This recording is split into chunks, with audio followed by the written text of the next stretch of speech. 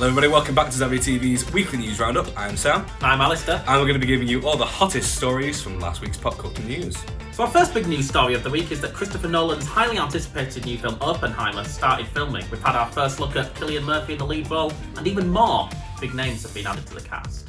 Is it Oppenheimer or Oppenheimer? But this is the thing, I am not sure. I know that this is, a major historical figure, J. Robert Oppenheimer. Or Oppenheimer, you never know. The creator of the atomic bomb, very timely. And there's... Very timely. Very timely. Oof. And so he's a major historical figure, but just a name I've only ever read, never heard it pronounced out loud. Oh, really? So I think to hedge our bets, to make ourselves look like one of us is educated and the other one isn't, we're going to pronounce it in two separate ways during this video. Let's ask Bob. Bob, how do you pronounce it? Okay, well that settles that. Yeah, that settles that. Thanks, Bob. But yeah, well, we've had our first look at Cillian Murphy in character, and I have to say, Oppenheimer, he's had a bit of a glow up, bit of an A-list glow up, and looking completely unlike the real man. Looking as sparkly as ever. Yeah. As all these Hollywood types do. And in addition to that, new members of the cast added. We've got Kenneth Branagh in there. Oh, yes. Now Alden Ehrenreich in his first sort of major role since playing Han Solo a few years ago, and they're joining a cast that already includes Emily Blunt, Matt Damon, Robert Downey Jr., Florence Pugh, Rami Malek, and at some point, maybe even you, the viewer. Everyone's in it, except for me. That's why they got me looking after Bob. Hi, me Chris, come on. In Marvel news, Aaron Pierre joins the cast of the MCU's take on Blade. Reboot or a new iteration? Or what's the difference? Are they the same thing? I don't know. I think it must be a completely new iteration because it's Mahershala Ali taking over from About to Wesley say, Snipes. Wesley Snipes isn't coming back. Yeah, Wesley Snipes is not Blade, it's No. Mahershala Ali. It's a dream role for him. He's been trying to get it for years. This was announced a couple of years ago, but it's only in the past few months that we've started getting people on board.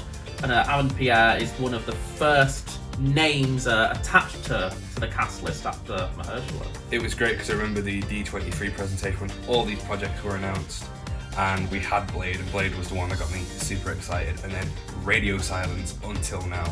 So this is like super exciting news for me. Yeah, exactly. No, the ball will start rolling, but again, we don't have any release date, we don't know when it's going in front of cameras, but they're casting people, so it's happening. It's happening, so come on Kevin, pick up the pace. No, we're joking, we love you. Next up, Robert Downey Jr. is reuniting with director Shane Black for their third film together, a brand new crime thriller. It's an Iron Man 3 reunion. An Iron Man 3 union. Reunion. Last week there was the threequel of Sonic 3. Now it's the 3 union. So a lot of threes. The other day was Tuesday, like the number Tuesday. This is Thursday. Thursday? Anyway, Completely irrelevant! The new film is from Amazon Studios, and it's an adaptation of these crime novels, Parker. Okay. It's previously been made in the 60s as the film Point Blank, which is like a sort of iconic cult movie. But these crime novels have been adapted loads of times over the year, like the Mel Gibson film Payback is a Parker movie. And they did a Jason Statham version of the novels, which was just called Parker a few years ago. But yeah, this time it's got high caliber talent. I'm learning a lot today. Robert Downey Jr. and Shane Black behind the camera. So yeah, that was my Wikipedia synopsis of what to expect. But we don't know when it's going to be filming, when it's going to be out. We just know it's coming. Robert Downey Jr. in his most serious role since Doolittle.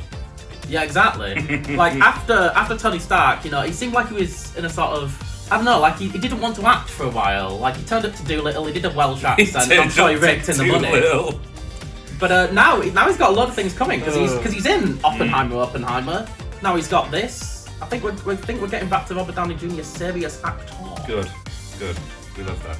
Bill Murray is set to star in a medical comedy drama from Aziz Ansari. So it is a medical comedy. We've had quite a few of those in recent memory, haven't we? Yes, Scrubs. Scrubs, yeah.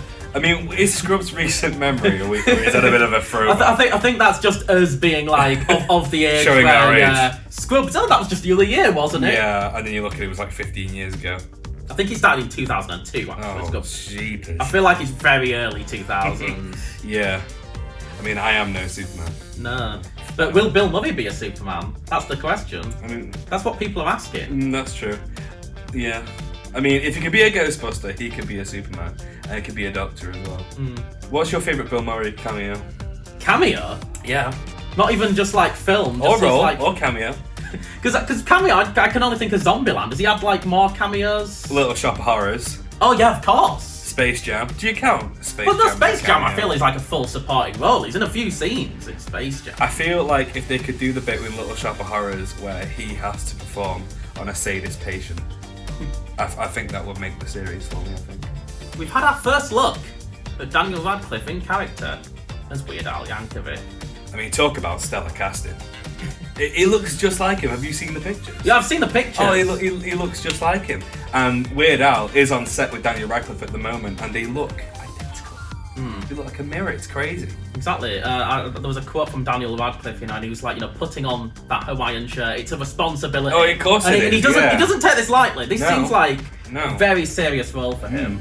But I'm very excited for this, just because we have so many music biopics, and this one is getting down to the most iconic musician of them all. I mean, if it's a Weird Al movie, all the aesthetics are going to be completely out there. So, and I think that's what Weird Al would want anyway.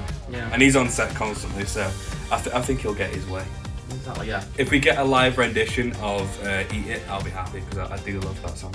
Or any cover of Weezer that they do as well. Is this your pitch to producers? Yeah, I mean, have you seen him cover Buddy Holly by Weezer? I have, yes. Yeah, it's iconic.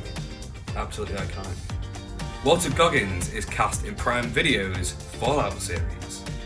So more video game adaptations coming our way. This seems to be the year of video game adaptations. But it's also like big budget prestige TV adaptations, because The Last of Us that's going on to HBO. Is that this year? I think they're still filming, but apparently it's going to be with us by the end of the year. Oh, that's going to be huge. That first season apparently has taken an entire year to film. By the time it'll have wrapped filming, it'll be a full year.